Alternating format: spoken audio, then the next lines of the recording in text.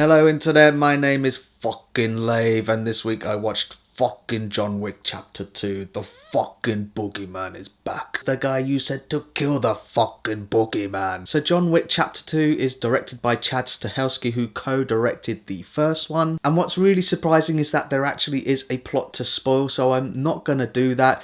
All I will say is that it involves an Italian version of Robert Downey Jr. drawing John Wick out of retirement. But what's really cool is that it also picks up where the last one left off. I thought it was really cool that the hole in his garage where he's smashed out all of his weapons and his equipment is still there. I thought that was a nice touch. But what's really cool is that they've resisted the temptation to tell a story that films like this would and have done. Instead, you get to see that in the first 10 to 15 minutes in a really explosive and fun way. It just drops you right back in the action. And then it does something that I think elevates this film to something other than those other films. It actually expands on the universe that the first one set up quite nicely. So it tells you more about the rules that John Wick operates in. You get to see more of the Continental and other assassins working and how they get their equipment and how they get their contracts. It's really cool. It really reminds me of Blade's universe in the fact that there are vampires living amongst everyday people. We just don't see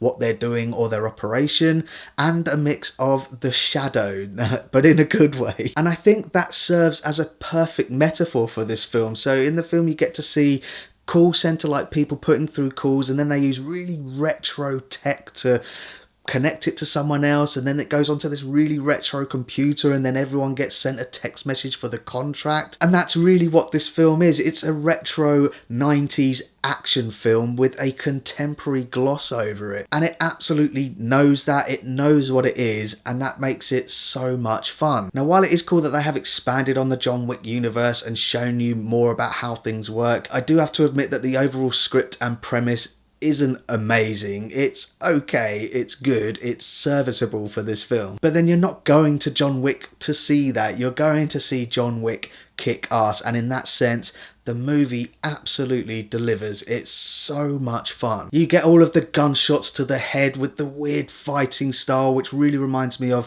Scarlett Johansson's Black Widow in the Avengers, just with much more gore. There is an amazingly funny sequence in a train station where two characters are shooting at each other in front of everyone with their silencers on, but no one seems to notice. It's absolutely bonkers, but it's great because then you get a really gory scene with a fucking pencil. I love that. They were talking about that in the first film, and it kind of added to his legend, so the fact that you get to see him do it again in this was great. And I'm sure there is an unspoken rule in any sort of fight that you don't punch someone in the bollocks, but John Wick takes it one step further, and oh my god, everyone in the cinema was like, oh my god. I really wasn't disappointed with the action sequences in this. I think they're expertly shot. It's really nice to just be able to see and comprehend everything that's going on, and Keanu has obviously put in the work.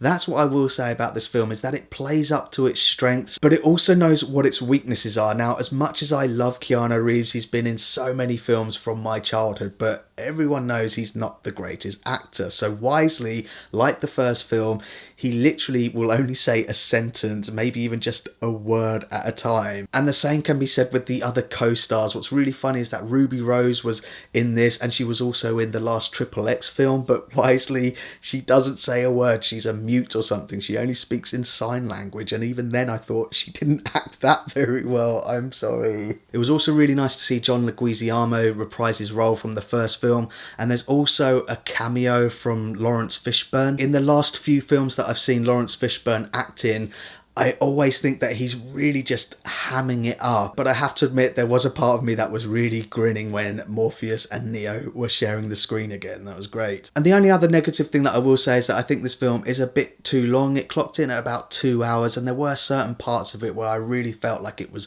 dragging, and the action scenes, as awesome as they are, they do sort of tend to blend into one. I did think that they could have maybe cut out one just to make the film a little bit shorter and just feel a little bit more neater and tighter. But all in all, I was really satisfied with this sequel. It delivered everything that I wanted it to. So that's my thoughts on John Wick Chapter 2, and pause the video if you want to take a closer look at my enjoyment tracker now. John Wick Chapter 2 is certainly bigger. I wouldn't say that it's definitely better than the first film. I will say that it's about as good. I really liked the first film and I really liked this. And I think that's all you really need to know. If you love the first film, you will love this film. So thanks very much for watching my review of John Wick Chapter 2. I really do appreciate it. If you can, give this video a like and don't forget to share the Lave. The fucking Lave.